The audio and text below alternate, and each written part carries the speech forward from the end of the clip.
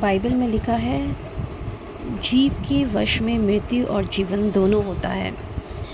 हमें ज़रूरत है कि जब भी हम किसी से बातें करते हैं, किसी को ब्लेस करते हैं या किसी के लिए हम कुछ बुरी बात बोलने की कोशिश करते हैं, कर्स करते हैं, तो बहुत ज़रूरी है कि हम इन सब चीज़ों पे ध्यान दें। हम ऐसा ना करें, क्योंकि जब हम किसी को बुरी बात बोलते हैं या कर्स करते हैं, ये सिर्फ़ उन लोगों के लिए नहीं है कि हम किसी दूसरे को बोल रहे हैं।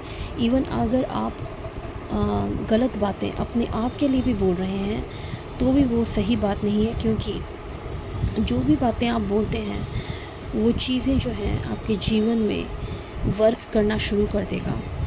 आपको ज़रूरत है कि आप अपने लिए भी भला बोलें और दूसरे लोगों के लिए भी भला बोलें, क्योंकि परमेश्वर पिता जो है उन्होंने इस पृथ्वी की जब संरचना की, उन्होंने शब्दों को बोला और चीज़ें क्रिएट हो गई। और हम पिता परमेश्वर के बेटे और बेटियां हैं, तो हमें ज़रूरत है कि जब हम बोलते हैं तो हम अपनी बातों पर ध्यान दें, क्योंकि पिता परमेश्वर ने हमें ये पावर दी है कि हम किसी को ब्लेस करें तो वो आशीषित होगा, और अगर हम किसी को कर्स करें तो वो भी वर्क करेगा। तो इसलिए ज़रूरत है कि हम ध्यान दें इन सब चीज़ों पर और किसी को भी कर्स ना करें, किसी के लिए भी कुछ बुरा ना बोलें, इवन अपने लिए भी बुरा ना बोलें, ना अपने लिए कुछ बुरे शब्दों का उपयोग करें।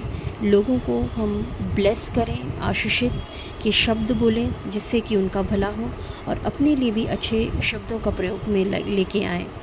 अगर कोई बीमार है तो आप ये ना कहें कि मतलब ये बीमार है तो कभी ठीक नहीं हो सकता, फ़लाना, बल्कि आपको ब्लेस करना है कि परमेश्वर पिता आपको ब्लेस करे, आपकी हेल्थ को ब्लेस करें और आप जल्दी ही ठीक हो जाएंगे।